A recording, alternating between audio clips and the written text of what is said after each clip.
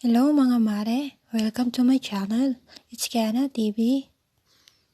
Kumising nga pala ako ngayong umaga ng 5 AM dahil may pasok ang aking mga alaga sa eskwelahan. Gumigising ako every Sunday, Thursday ng 5 AM. Konting galaw-galaw para mabuhay ang ating dugo. Diretso sa CR para maligo at pagtapos ay nagalmusal na din ako. At yun nga mga mare, pagkayari ko magalmusal, diretso trabaho na ako. Araw-araw ko nililinis ang mga karpet at niskoba ng mano-mano. Hay buhay kadama, ayawan ko nga ba at araw-araw makalat. Kahit palagi ka naman naglilinis, pagising at bago matulog nagdidikpit naman ako. Pero pagising ko ayan na naman ang kalat. Hi, siguro nga kakambal na natin mga syakala ang kalat dito sa bahay. Dahil hanggat di natatapos ang ating kontrata, hindi matatapos ang kalat at kahit pagod at gutom ka na, bawal magreklamo. Dahil mayroon akong pinirmahang kontrata na kailangan kong tapusin ang 2 taong pagsisilbi ko sa kanila. Hi, kaya para sa kagaya kong OFW or katulong dito sa ibang bansa, laban lang mga mare para sa ating pangarap. Tandaan, kaya tayo andito para magtrabaho at makaipon para sa ating pamilya para mabigyan natin ang kanilang mga pangangailangan na kahit anong hirap, kailangan nating malagpasan. Huwag natin kakalimutan na palagi tayo may kasama ang ating Panginoon na si Jesus.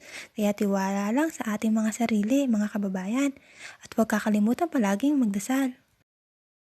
At yun na nga mga mare, kung makikita nyo, sobra akong busy sa paglilinis dito sa aming kusina. Lampaso dito, lampaso doon, dampot dito, dampot doon. Siyempre, kailangan bawat sulok niya ay malinis. Oo nga pala mga mare, bawat tubig na binubuhos ko dyan sa aking sahig ay hinahaluan ko ng Clorox dahil ayaw na amo ko na hindi amoy Clorox ang kanyang tinatapakan at ang bawat pinupunasan ko ay meron din Clorox para siguradong tanggal ang mikrobyo. Kung mapapansin nyo nga mga mare, sobrang busy ko. Araw-araw rotation, yan ang ginagawa ko. Umaga, tanghali, gabi, linis dito, linis doon.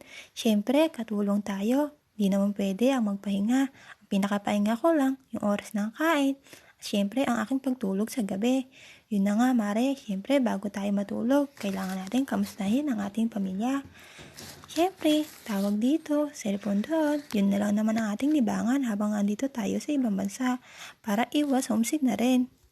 Siyempre mga mare, pag dito sa ibang bansa, kailangan alam mo libangin ang sarili mo dahil kung magpapadala ka sa pagod, gutom at homesick, walang mangyayari.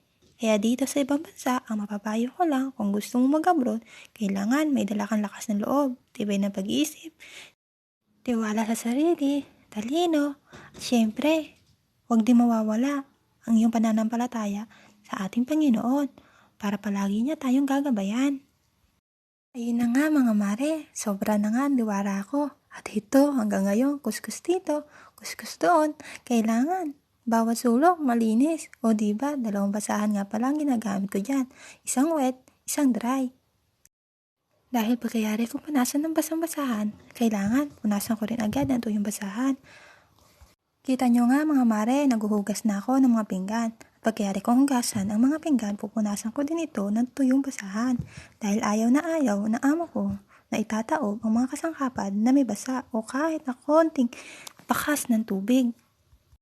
Ayun na nga mga mare, hanggang dito na lang ang aking pagkukwento.